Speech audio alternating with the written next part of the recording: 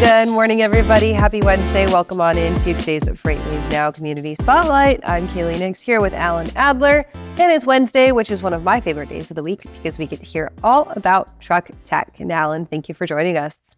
Well, thank you, Kayla. You know, I always think of Caleb the Camel on hump day, but that's just me. So, I love it. Yeah, I love it. Actually, I'm sorry.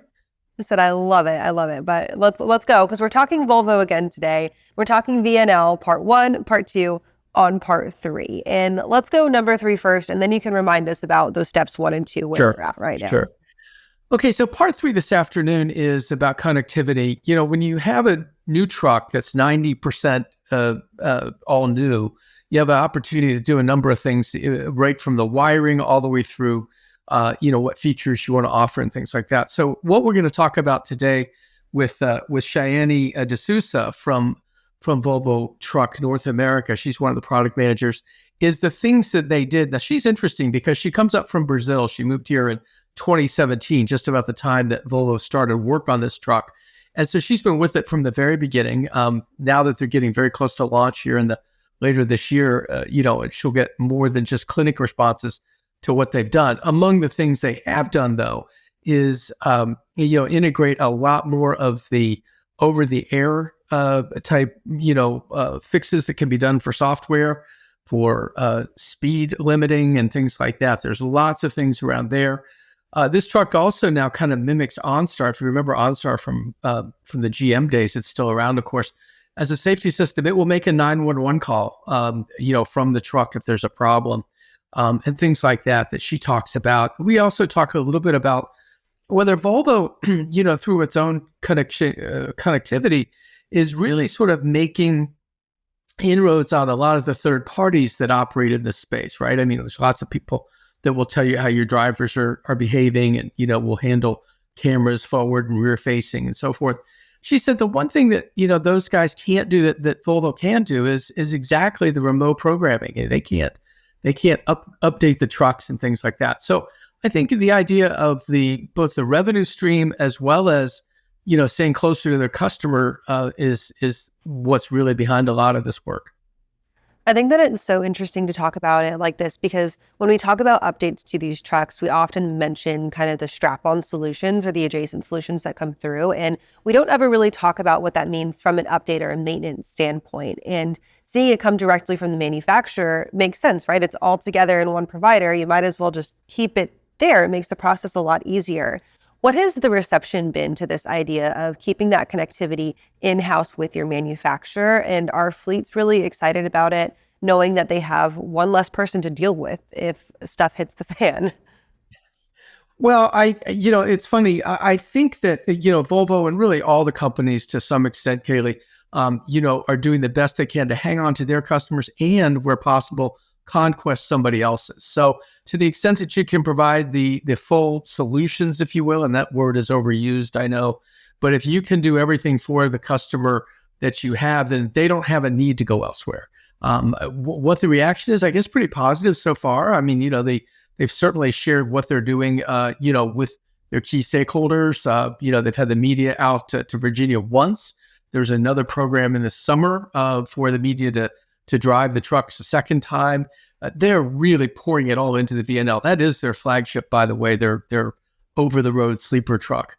I think it's real important, too. They did some work, Volvo did, where they looked at what happens when you do have over-the-air fixes available versus when you don't. And there's a 24% improvement, really, in terms of uptime. And of course, that drives everything, right? I mean, how often you have to stay out of the shop is a better thing. Now, I asked the question, I said, listen, I remember the car business, that was a real headache for repair shops because they were losing revenue by not having people bring their vehicles in if they could be fixed over the air. And Shani said, no. She said, really, what they like this, especially the fleets like it. And then, of course, when there is something that has to get done, they do go to the shop, but these shops are busy anyway. And things like reprogramming a computer are not something that is the best use of their time anyway. Yeah, if they can do it out of the shop, then why even bother coming in? Alan, before we move on to our conversation about your newsletter that's coming up later on this week, I want to ask about timeline on this or limiting factors that Volvo is possibly looking at. When are they looking at seeing this truly roll out, or are they encountering any roadblocks that could hinder that rollout?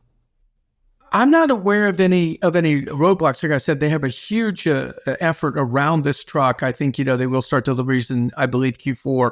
The order books are open now. You can order the truck. This already was a really good truck. I mean, in the sense that some of the innovations that it brought in from like 2007 on, the I-shift transmission and things like that. These are all things. Volvo was the first to really make the automated manual transmission, a popular item. You don't have, in fact, there's not going to be any shift opportunities. Yeah, you can't get a standard shift in this new truck. They won't be offering it. So I think that, it's evolutionary in one sense, but what they're trying to get across, I think with some pretty good success, is how much they've done with a more or less clean sheet of paper on this truck. We had episodes earlier on Truck Tech with Dwayne Teagles, the head of powertrain marketing, and he talked about how they're able to do so many things in a more efficient manner. With the new powertrain orientation, and then we've been also with someone on the overview of the truck who the big message there, of course, is 90% new, and their catchphrase, their marketing phrase is designed to change everything. I think from what we've learned so far, they're probably on the way to doing that. And I got to say, it's a pretty good looking truck. So if you haven't gone to the Volvo website and checked it out, I would highly recommend that you do that. Alan, let's move on to the newsletter for this week. We got some good conversation with Aurora, of course, one of the leaders in the autonomy space. Talk to us about what that's all about. Yeah, this is interesting, Kaylee, because we know that autonomous trucks, because of the fact that they drive at speed limited way and that sort of thing, their speed is set and their drivability is all done by robot or by computer. They automatically are going to save fuel over a human driver. But there's some research now by Gilbert Bray, who is a PhD who works for Aurora. He's involved in their autonomy space. He leads the product command center, field support, sustainability. And, we have a brief conversation with him embedded in the newsletter Friday about research that shows that there is a 13 to 32% potential gain in terms of freight efficiency or fuel efficiency and freight efficiency that's possible through autonomous trucks. This is not work that we've seen before.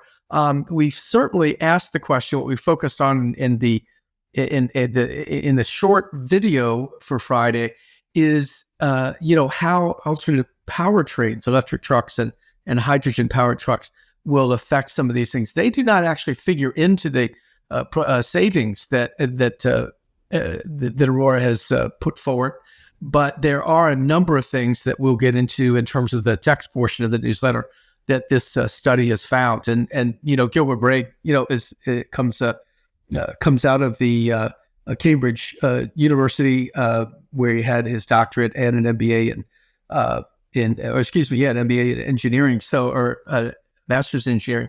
So he's got a lot of background to do this work. He's been around the industry for about 16 years and been with Aurora for a while.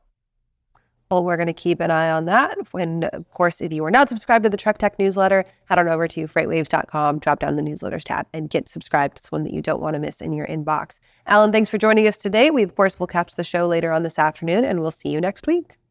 Okay, thank you.